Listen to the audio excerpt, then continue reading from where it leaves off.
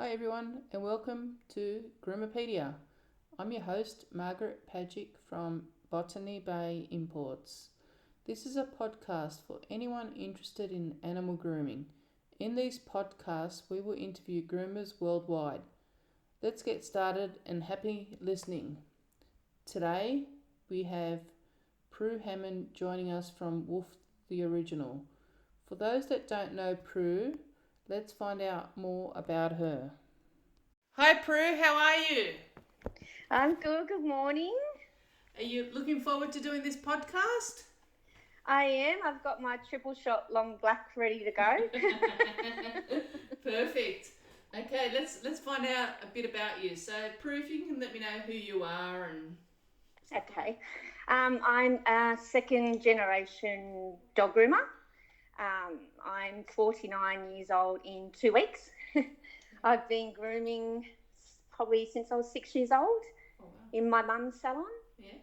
And I'm the proud owner of Wolf the Original. So my mum owned Wolf probably 40 something years ago. So when I opened up my salon, I wanted to call it Wolf, but there obviously was Wolf Inc. and there was other people that claimed the name. So that's why I'm Wolf the Original. Oh yeah. So originally my mum's name. And I also do private tuition seminars and workshops with Style by Prue. Yeah. So and I have 2 beautiful children as well. Oh, good. So does your mum still do any grooming? No, God, no. Okay. She sold the business probably 40 something years ago. Yeah. Yeah. Okay. I thought maybe she gives you a hand every now and then. She's helped out in the past. But like that's when where I was you've at got Blakehurst. That's where with reception. That's where you got your daughter, I suppose. I know. Well, she's a mini me at the moment. Yeah. She takes over. I just turn up for work, pay the bills, and she does the rest. That's good. That's what I know. That's what you want. So I know. So the next question I was going to ask you is, what did you want to be as a kid? Has it always been grooming or? No. I originally wanted to be a hairdresser. Yeah. And I did work in my mum's friend's hairdressing salon when I was younger. Yeah. And then I got turned off with that. That didn't last long. And then I always wanted to be an air hostess. Okay. So I think I was just in love with the idea of travelling. But I did a lot of courses to get there. So a lot of bartending. I worked at a nursing home on the weekends. Sorry. I was starting to learn Japanese. Mm-hmm. Did modelling, did everything to try and get there, and then I was too short. Oh no! I can actually picture. Whereas nowadays it really doesn't matter, but back then it was like the height. I can actually picture you as an air hostess. Yeah, I could too. An international one, I reckon. Yeah. But now since I've been travelling, like as I grew up, I'm just like, all they do is really just push a trolley and so it's fitted. So it's not that glamorous. No. No. Anyway, so why did you become a groomer? Because of your mum? It was my mum. Yeah. She sold the business to Fran, and I think I was about 12 years old. Yeah. And she pretty much dragged me in there and said, get a job. Yeah. So I was working there from 12 years old, and I was a Saturday girl. Yeah. So I'd open up and close, and yeah, we'd do like 40, 50 dogs a day there. Oh, wow. So I'd just be the bather and just be outside bathing, and you pretty much didn't really see the inside, and it was hard yakka. Yeah. It was really hard work. Yeah. And I got turned off and tried other avenues and still wanted to pursue that air hosting idea. But I always got brought back to the dogs. So some stilettos didn't do the job? Yeah, that did work. So, yeah. So I always got drawn back to the animals somehow. Yeah.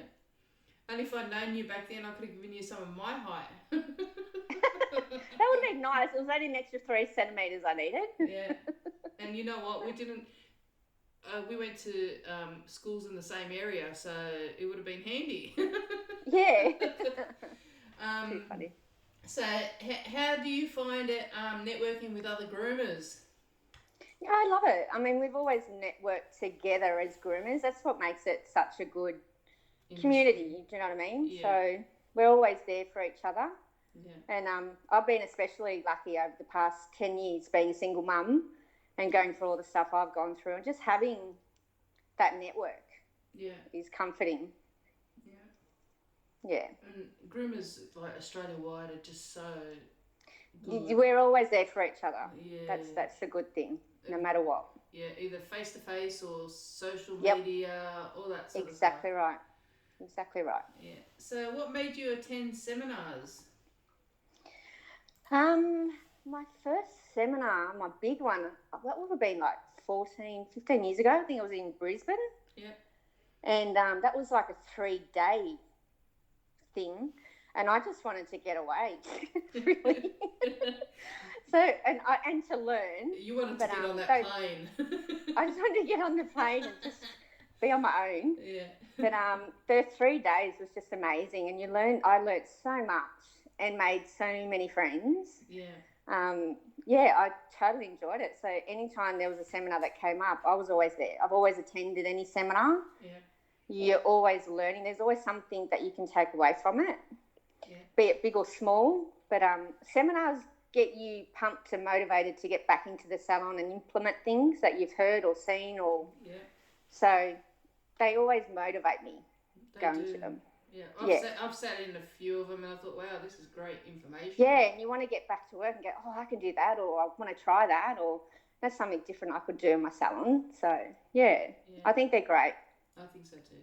So, what about your first experience in the grooming ring? Jeez. Wow. That was, I used to groom a standard poodle called Chloe, and she was huge. She was a big girl. And I thought, I can, as soon as I heard about competitions, I'd never known about it before. So it was something that I've always wanted to do and just test myself, because I've self-taught. And we travelled to Queensland, and the beautiful Susie Ferguson, she allowed me to prep Chloe in her salon and gave me some tips and everything. So she was amazing. And just like the people that you meet and the people that are there for you that you don't even know about is nice. So, she helped me so much. And, I did Chloe, and I put myself in novice because I wasn't sure where to go. And we came first in that. And I remember the judge was American, and she had a scarf, a pink scarf on her, and it had poodles on it, so she put it around Chloe. Oh, nice. And she's like, oh, he's a big boy. And I said, oh, it's a girl. And then all I remember is Annette Whitlam going, oh, look out, he's the new kid on the block. Yeah. So, it was a good feeling. That's great. And from there I didn't stop. So, that was like how many years ago? 14? Yeah. And you've won quite a bit since then, but we'll talk about those a bit later. So, which breeds do you normally cover? Oh, that's not hard.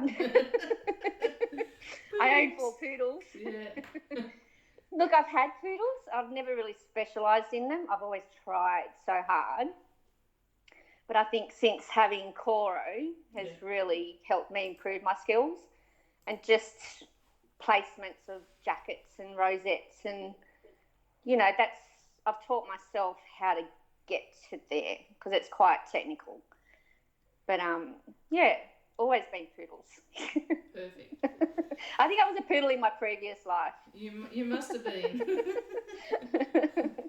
Okay, so what are some of the risks that you've made as a groomer? As a groomer, risks. I mean, in business, there's so many risks that I've taken, but I've survived. But as in risks, not that many. I'm not a risky person. Yeah. That's good. I kind of play it safe. Yeah. But I mean, we all take risks in business, and we all learn from our mistakes. That's right. So that's what makes us who we are. Yeah. So what are some of your success stories? Well, recently on Pooch Perfect, as you know, with my beautiful daughter. Yeah. So that was a interesting experience and a long one. Yeah. So we made it to episode 7 out of 8. Oh, wow. So so it was full on. It was really full on, and it was, we'll never get that opportunity again. So it was quite nice to be on the show, and we did the pilot for it as well with Coro. Yeah. So I was surprised when we actually got on the show. So that was a bonus. Yeah, it was good to see you on that show. You both did well. You know, us groomers, we get all dolled up to groom dogs, don't we? Like on Pitch Perfect. That's right. I was doing my hair and makeup at 5 o'clock in the morning on my own. I nailed it in like 15 minutes. It looked great when I was there as well. I visited twice, and it was good. And then it was a good setup, and there were so many amazing groomers on it, and we all had so much fun. So it was good. Each episode, it was great to see it. Yeah, it was good. And I think the other success story in my life is probably the past 10 years being a successful businesswoman on my own as a single parent, and just doing what I'm doing and being successful. Being who you are. That's it. And always rising above everything. That gets in my way. Yeah, just keep going forward. Keep going. Just keep going. So what are some of your achievements? Oh, there's so many.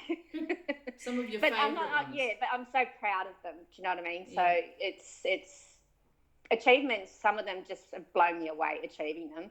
I think the biggest one was coming second in the Invitational at Master Groom. Oh, yes. Out of so many amazing groomers with Coro.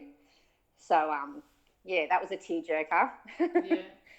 And I think recently I came first on the online groomers to win with Lemoore with Asian Fusion. Oh, yes. In the curly coat section, yeah. So, I mean, I went to Malaysia, travelled to Malaysia with Yvette to learn more Asian Fusion and improve on that skill. And there's still so much to learn. But to have those judges judge me and recognise, like, everything that I did with Lemoore with that groom competition was everything that I haven't done before. So they made us wait 2 days for the announcement. Oh, wow. After. I know, no suspense. So, that was amazing. And, to have Yvette win second in the flat coat, that made me cry. Yeah. So it's been our journey together as friends. Yeah. And I think placing first, like best in show with Cora and first with Lemoore at the Grooming Spectacular.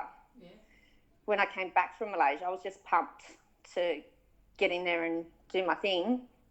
So there's been so many, but, it's always been improving my whole grooming on Coro and finally nailing it and getting it. So, I mean, I remember in the earlier days when you were doing all those creative. And creative, I was going to say, that's been my biggest milestone to get me to it. And I did start creative because it was something fun to do. I didn't want to take everything so seriously. Yeah. And I didn't have a dog for confirmation show, to groom on. So Bridget was always my model. Yeah. And we've always done so well with that. And she's done TV ads for Vodafone. Wow. Being the peacock. Yeah. So, she was a superstar. Yeah, that's great. Yeah. So, who are some of your worldwide mentors? Wow. There is so many, and I've been so blessed to have so many amazing people. I think my main one in business would be the beautiful Natalie Ryan from ProGroom. Yeah. She's been like a mother figure to me. And if I have a question or a problem that I need solved or just not sure about certain things, I can ring her anytime and she's happy to talk me through things or give me her advice. Yeah, it's nice. It's nice to have, especially in business, because I'm not that savvy, but I've gotten there. Yeah. And that's great for that stuff. Yeah, she's always there for me. And speaking of creative grooming, Dawn Omby, she was like, oh my God, I was blown away with her. And I remember competing with Bridget as, what was she? I Germagini. And she was judging it. I was so nervous. And I just remember her coming over to me and she looked at Bridget. You know how I've always competed with Bridget with abundance of coats? Yeah. And you'd never know what she was going to be. Yeah. And I always just never got around to cutting things in. So it was just like, oh, whatever. And she just looked at me going, what were you thinking with all the hair? And I went, well, obviously was it. So I think she was blown away with what I achieved in the 2-hour time frame. Yeah. But I've always admired her for her creative grooming. She's just one of the best. And I think with the showing with Coro, she took me under her wing and taught me a lot. And, you know, Coro with showing was just going to be a hobby for me. And it always was. And just something to do on the weekends without the kids. And, yeah, I've learnt so much with his haircut, just on the breed. So, yeah, there's so many people that have just been amazing to me that I look up to. That's great. Great people out there in this world. There's so many. And so many that, you know, when you think they're not there, they're there. Yeah. Always there for advice. Yes. Yeah. And, you know, I've learnt to ask for it. Yeah. I've always been too scared to do that in the past. Yeah. Got to come out of your comfort zone. That's what it is. I'm growing into myself. Yes. Finally getting some confidence. So am I. So you're taking how long? It's taking us a long time, isn't it, Prue? Oh, you know, it's better late than never. You can't rush these things, That's especially right. with me. I'm not a planner. I'm not a thinker. That's how I get by in life. That's where Caitlin takes over with my business. She organises me. Yeah. That's what I need. Yeah. So, do you have any tips for any beginner groomers that are starting out? For the beginner groomers, I would say just have fun, you know, and there's always mentors and amazing groomers that have been around for so long, like myself, that are there for you, that you can, you know, message, or if there's any questions you need answering, or you're not sure of certain things, or you want to learn more of something, you know, we're always there to help. And if you're going to compete, just don't take it seriously. Like, don't be too competitive. Just have fun with it. I was competing for years and never took myself seriously. Yeah. Like, I'd laugh at myself. And then I think it was when I won Best in Show in Salon Freestyle. And I was just like, oh, my God, what's that? What's a Best in Show? Like, it wasn't something that I ever thought I'd get. Yeah. You know, and then runner-up New South Wales. It was just like, what the hell just happened? Yeah. So, yeah, you just don't take yourself too seriously. And there's always amazing groomers out there that are there for you.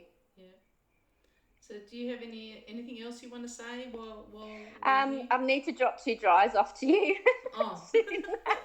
That's okay. But besides that, thank you for the chit chat. I loved it. And No I forgot to say thank you for the opportunity, Margaret. And it was good to finally lock in a day and talk. You are more than welcome, Prue, and I hope everyone enjoys listening to your story. Yeah. Oh, thank you. I really enjoyed it. Thank you so much. Thanks, Prue. All right. You have a lovely day. You Bye. too. Bye. Bye.